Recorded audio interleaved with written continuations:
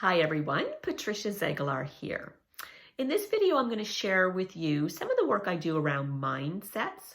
And there's been lots of really brilliant people sharing brilliant work around what mindsets are and why they're so important to understand, especially during this really, really difficult and challenging time. So I'm going to share a little bit about mindsets, but more importantly, I'm going to share with you some really concrete tips on how to understand mindsets, but what we can do practically in any given moment so that we can switch something that is feeling hopeless, that we're feeling pessimistic, into a different kind of approach, one that's more positive and, really centered in on problem solving. So mindsets are really just a perspective that we have around how we interpret information and then how we are responding to it. Right, so it's an attitude. I think about it like a lens. As we look out into our world and we take in information, it's how we are making sense of that information. What does it mean to us? Right? How we interpret it. And then once we've made the interpretation, it's what are we going to do about it? So what are the behaviors? What choices do I make in regard to how I have interpreted that? And so that's what mindset is, right? It's a way. And typically, we think about that there are two almost like opposing mindsets. So Carol Dweck did a lot of work on mindsets, and she's identified and named these two opposing ways as being growth mindset and fixed mindset.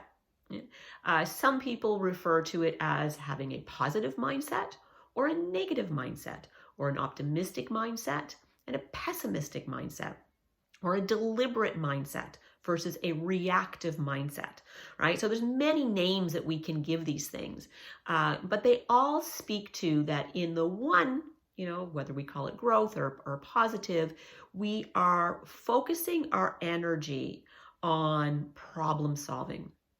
And typically it's problem solving with others. So there's usually a very high collaborative component to that I believe that it's possible to make a difference. That as I look to the future, that I literally feel hopeful, optimistic that things can be different, things can be better. And so what can I do, and what can we do in order to bring that about? So that's one mindset. Another mindset, right, the fixed or the pessimistic would say, there's nothing we can do. It feels hopeless. There's no point. That we start to also feel very self-protective, and we get very defensive as we double down on just trying to, get through each moment. Right? No point in trying to do anything because nothing we're going to do is going to make a difference, right? So very different mindsets. And I think it's pretty easy to see, right? Kind of one feels much better than the other. And the potential for us to create change and growth is also much greater in one than in the other. Now, I call these mindsets green zone and red zone. I find it very simplistic language, but it's also very effective. And here's why.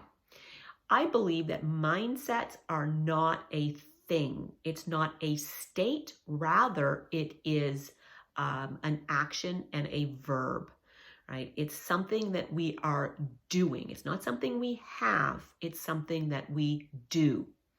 And so when I think about green zone and red zone, I will often then speak to that I am green zoning something. I'm green zoning this problem. Or, oh, look, I just red zoned the conversation I had.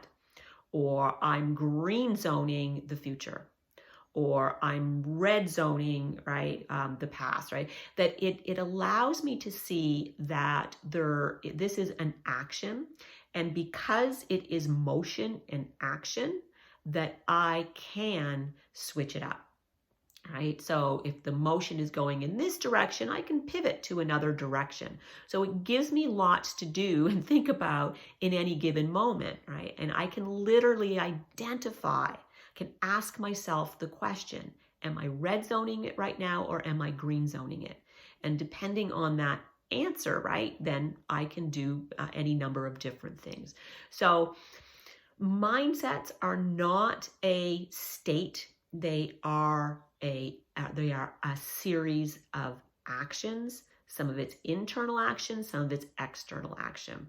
So that's the first tip, right? Is to just understand how am I red zoning, how am I green zoning, and how I can switch that up, which leads to the second tip.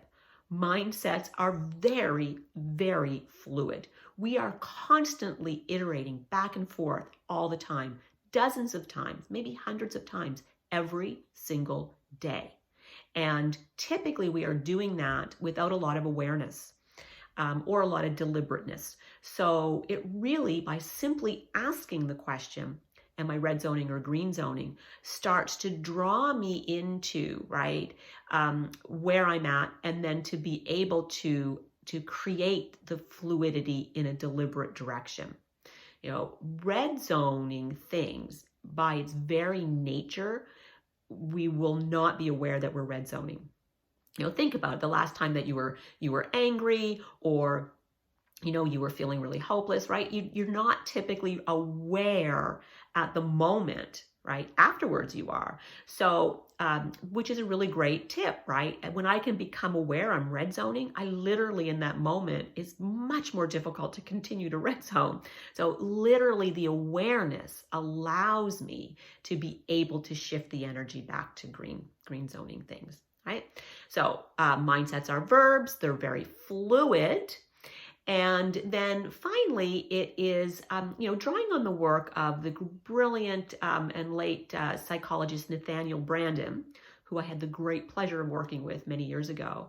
He liked to think about how, change, human behavior, human change, as being more effective when we do it incrementally than if we try to make great sweeps of a difference.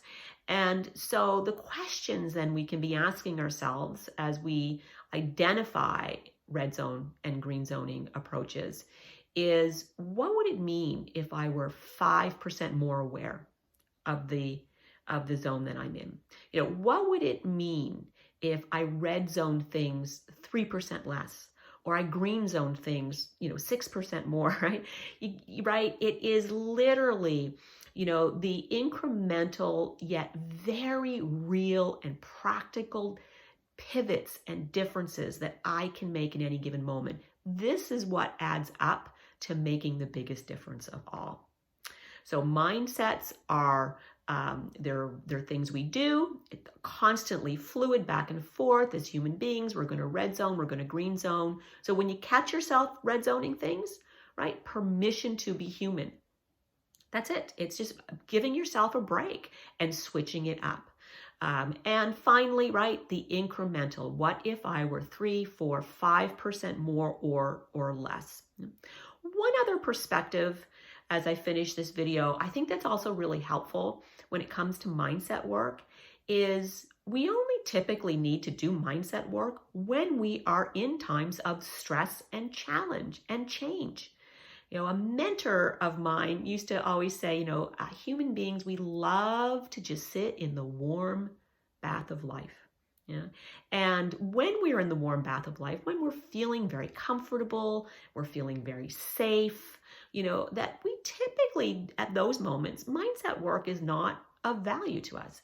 It's when we get out of that warm bath of life and things feel stressful and uncomfortable and challenging and scary, just like the times we're in right now, that's where we're called upon to really understand, how do we interpret what's going on? And then what are we choosing to do about it? So I hope you found this video on mindsets helpful and useful and practical. As always, I would love to hear your comments. How do you red zone? How do you green zone? And what does that mean for you? All right, I'll be back with another video, another day. In the meantime, I hope you stay very healthy and I hope you stay safe.